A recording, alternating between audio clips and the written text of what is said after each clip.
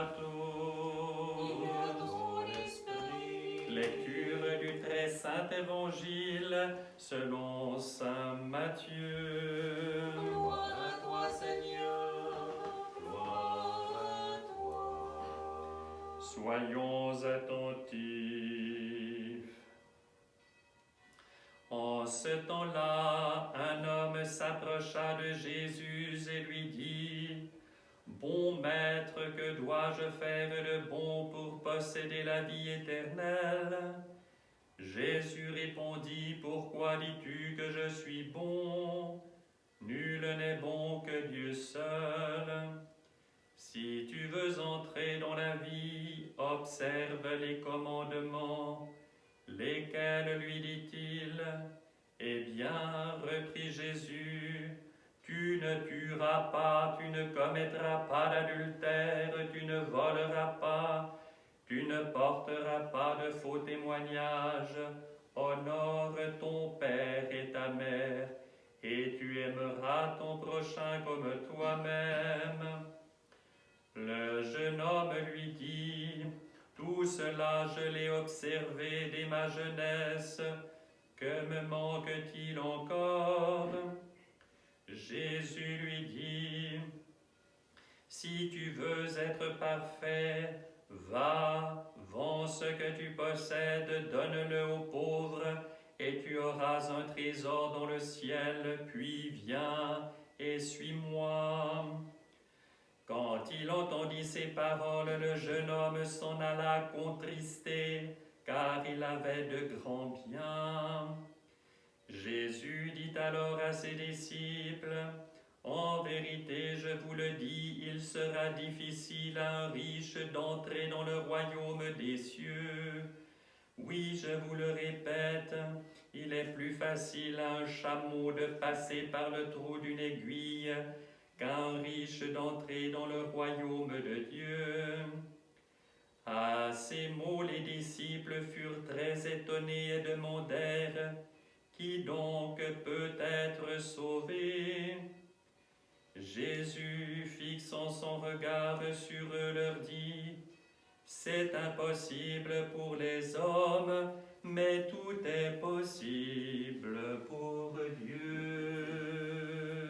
Gloire à toi, Seigneur. Gloire à toi.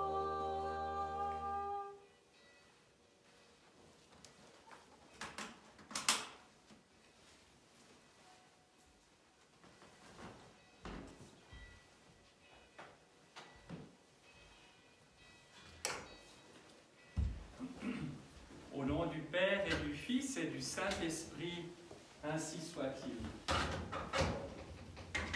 Chers frères et sœurs, aujourd'hui c'est une grande fête, et en particulier pour un certain nombre d'entre nous, parce que aujourd'hui nous commémorons particulièrement Saint Alexandre Nievski, dont nous célébrons aujourd'hui le 300e anniversaire de la translation des reliques à Saint-Pétersbourg. Quand la ville a été véritablement terminée, eh bien on a transféré les reliques de Saint Alexandre Nievski, Saint Alexandre de la Neva, Neva étant le fleuve qui coule dans la ville.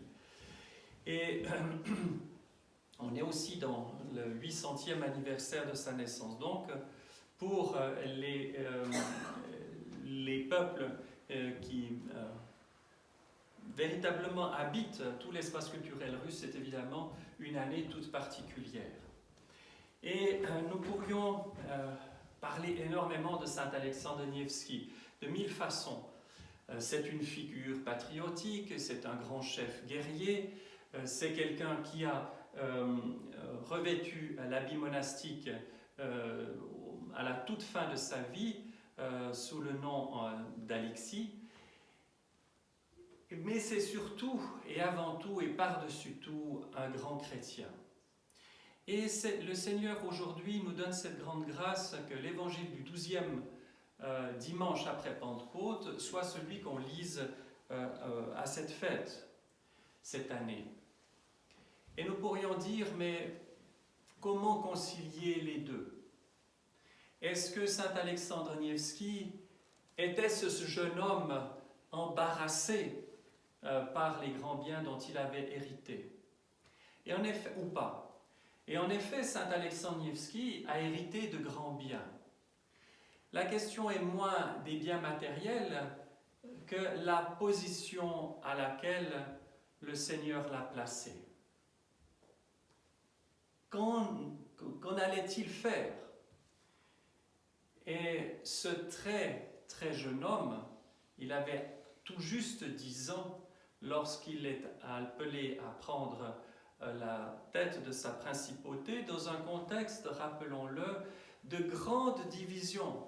Il n'y a pas d'unité de la terre russe à ce moment-là, mais des principautés qui se concurrencent, qui se font la guerre, concurrence économique, qui se font la guerre lorsqu'il faut, qui s'allient avec les ennemis des autres, etc.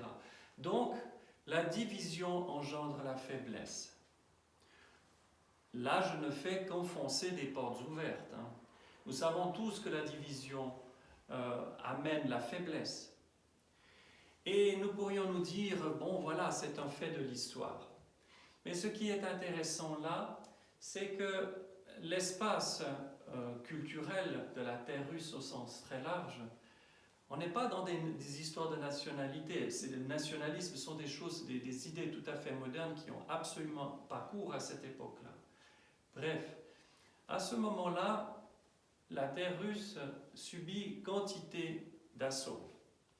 Il y a les Tatars qui vont submerger cette terre, ces immenses plaines que l'on ne peut protéger facilement. N'oubliez pas que l'hiver, les fleuves qui pourraient théoriquement être une barrière et une protection sont gelés, donc c'est un continu de la plaine pour les invasions. Et de l'autre côté, les puissances occidentales, la Suède en particulier, les chevaliers teutoniques de l'autre, essayent d'avancer en direction des principautés russes pour les soumettre, et en particulier les soumettre à cette période extrêmement forte de développement et d'affirmation de la foi latine contre la foi orthodoxe en particulier. Quelle est l'attitude de ce tout jeune garçon? Tout jeune garçon. La première de ces attitudes est d'essayer et d'être d'abord conscient de ce que Dieu lui a confié, de ne pas fuir la responsabilité qui est la sienne. Ensuite, dans cette période de misère où les puissants seigneurs font sentir leur pouvoir aux faibles, aux petits, misère, on pourrait dire climatique, hiver rigoureux, famine, etc., exploitation sous toutes ses formes, saint Alexandre Nevski va, parmi les premiers actes de son gouvernement, ouvrir les greniers à blé de sa principauté pour nourrir les plus pauvres. Les mesquins, les cyniques d'aujourd'hui diraient « Ah, mais c'est un acte de démagogie ». Croyez-vous vraiment qu'un petit garçon de 10 ans avait ce genre de calcul? On était dans quelque chose de beaucoup moins... Il y avait moins de calcul à longue distance qu'aujourd'hui. C'est un garçon qui a bon cœur.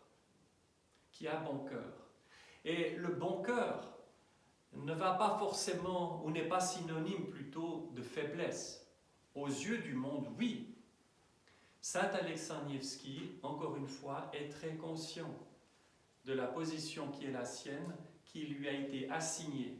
Il n'a pas choisi d'être à cette place, il n'a pas joué des coudes pour arriver à cette place-là. Dieu la lui a assignée par héritage. Et ça doit être certainement écrasant en une période pareille. Et il va s'affirmer plusieurs fois en défendant sa ville. Et les riches bourgeois de la ville, les seigneurs locaux, vont se dire « Oui, mais ce petit gamin-là, on va en faire ce que l'on veut. » Il va même gagner une bataille. Et en ayant gagné la bataille, croyez-vous qu'on en remercie, on le chasse de la ville. Et puis encore une fois, le danger se rapprochant, on se rappelle de ce qu'il a accompli, et à ce moment-là, petit à petit, on va reconnaître son autorité, il va pouvoir l'exercer. Et cette miséricorde, alors il est, on pourrait dire, un grand chef de guerre, Mais cette miséricorde, il va encore une fois et à multiples occasions l'exercer en défendant son peuple auprès du Khan tatar, des Mongols.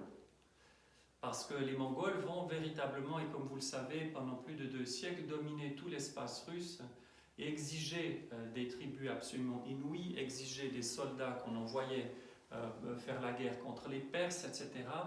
On va faire des razzias en détruisant les églises, les monastères, les villages, brûler les récoltes et tout. Une période d'énorme insécurité. Et à chaque fois, saint Alexandre Nevski va quitter sa principauté relativement à l'Occident, traverser toutes les terres russes pour aller auprès du Khan, implorer la clémence pour son peuple. Il n'y a pas de route, il n'y a pas d'autoroute, il n'y a pas d'avion, il n'y a que des chemins de terre battue. Pensez à l'immensité du pays. Et il va le faire quantité de fois. Il aurait pu essayer de trouver un arrangement politique pour sauver en guillemets sa peau et ses intérêts particuliers.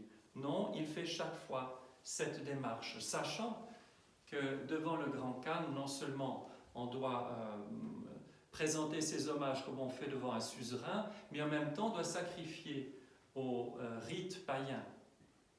Et vous savez bien que le saint prince martyr Michel va y laisser sa peau avec ses boyards parce qu'ils refuseront de sacrifier aux dieux étrangers, restant fidèles à l'orthodoxie. Donc tout prince qui fait ce voyage-là le sait. Et saint Alexandre Nevski se prépare à mourir en allant, la première fois. Mais il parle de manière si éloquente, en expliquant très clairement, de manière très posée, au Khan qu'il ne peut pas, qu'il le reconnaît comme suzerain, c'est un fait. Il lui accordera ce qui est demandé légitimement par un suzerain, mais d'aucune façon il ne sacrifiera au rite païen parce qu'il est le fils, si on veut, de l'Église. Et cela va impressionner, parce que devant le grand Khan, tout le monde tremble. Un simple geste de la main et la personne est décapitée. On est dans une période de mœurs assez colorée, dira-t-on. Mais lui reste ferme, reste simple, sans passion et sans colère. Et ses propres ennemis vont reconnaître cela. Je ne vais pas entrer dans tous les détails de sa vie, bien au contraire, mais c'est pour montrer ce qui l'anime. Et il va mourir ainsi extrêmement jeune. Il n'atteint pas 50 ans. Dans un voyage justement où il va défendre son peuple. Et juste avant de mourir, il revêt l'habit monastique. Et on ramène son corps, etc. Et quelques années après, on découvre ses reliques incorrompues. Et il est véritablement thaumaturge parce que quantité de personnes, par son intercession ou en vénérant ses reliques, ont été véritablement guéries. Et ce qui est intéressant, et aujourd'hui en parenthèse, c'est l'anniversaire, je le disais, de cette translation des reliques dans la ville de Pétersbourg, où on peut vénérer à la laure de la Trinité, de la laure de saint Alexandre Nevski, justement à Saint-Pétersbourg, ces reliques. Et plusieurs d'entre nous l'avons fait. Mais ce qui est intéressant aujourd'hui, c'est ce à quoi je voulais arriver véritablement, c'est en comparant avec le jeune homme. Le problème, ce n'est pas qu'il soit riche ou pauvre. Dans ce monde, vous aurez toujours des riches et des pauvres. L'approche chrétienne n'est pas de vouloir un égalitarisme forcené et contraint. C'est qu'en toute situation, plutôt, le croyant se tourne vers Dieu et attend tout et place tout sous le regard de Dieu.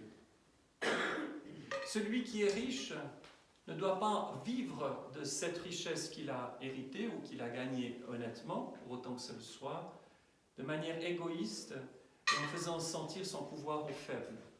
Il a un devoir d'assistance auprès des plus faibles. Et les plus faibles ne doivent pas entrer dans un misérabilisme et récriminer et entrer dans la colère en disant « c'est horrible, c'est injuste ». La vie humaine est injuste.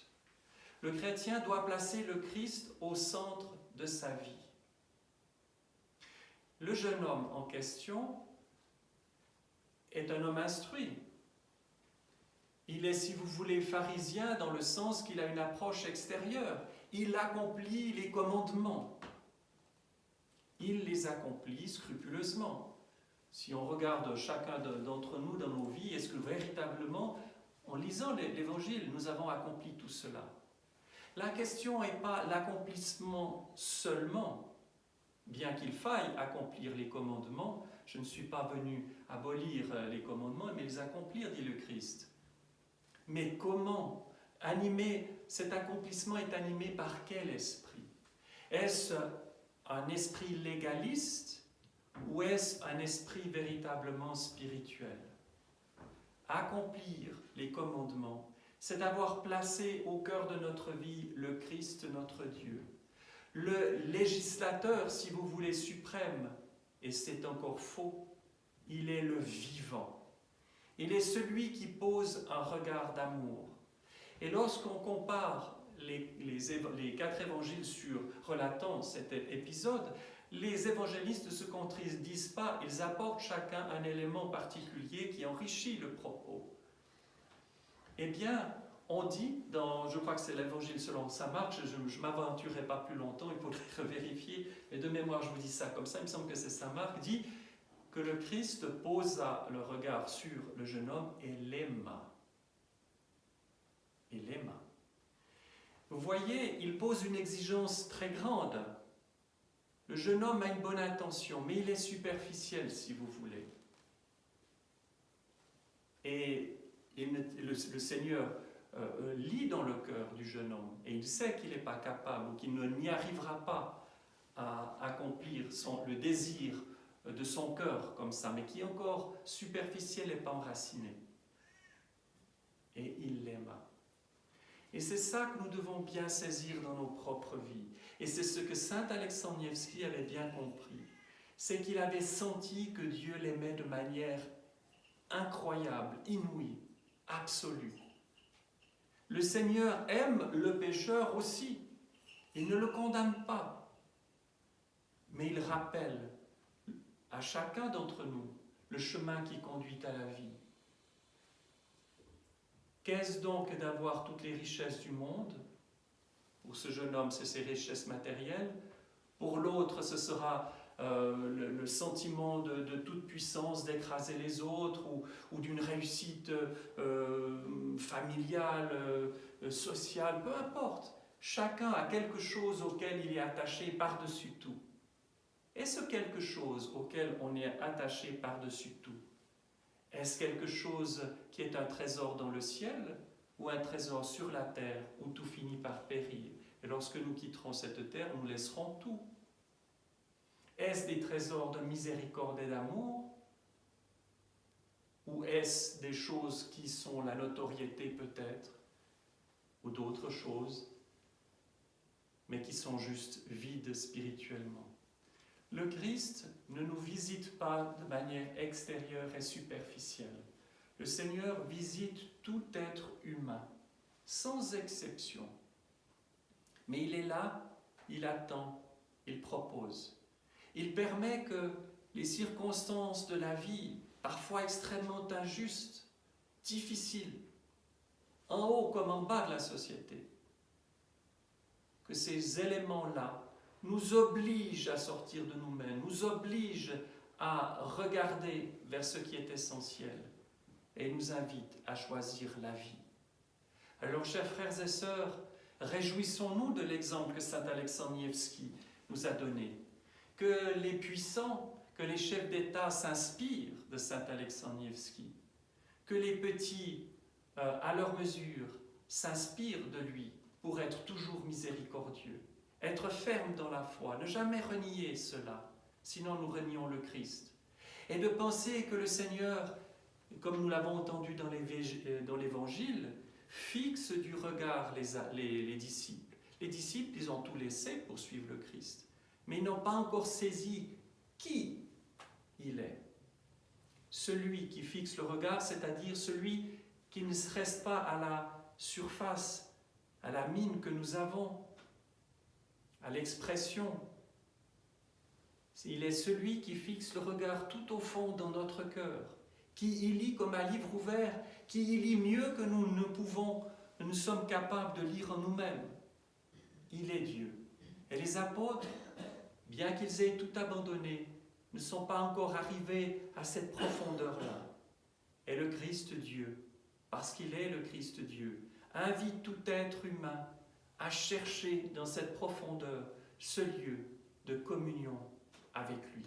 Alors, chers frères et sœurs, ne nous satisfaisons pas d'une pratique religieuse extérieure. Ne nous satisfaisons pas d'une vie des commandements légaliste ou superficielle. Abandonnons tout, c'est-à-dire tout ce qui n'est pas vivant, pour suivre le Christ. Qu'il soit la norme de toute chose, qu'il soit le désir de notre cœur, qu'il soit l'objet de tout notre amour. Et le reste se mettra en place. Nos relations avec les autres se corrigeront. Et le pauvre comme le riche, l'intelligent comme le stupide, l'instruit comme l'ignorant, peu importe. Tous, nous pourrons faire de la situation dans laquelle nous nous trouvons une occasion de transformation, de guérison spirituelle. Parce que ça n'est pas sur la terre que nous construisons, qui n'est pas le but, ça n'est pas le ciel, la terre. Nous ne sommes que de passage ici. Par contre, la vie qui nous attend est éternelle, et combien sera-ce extraordinaire de pouvoir vivre dans une plénitude d'amour. Au nom du Père et du Fils et du Saint-Esprit, ainsi soit-il.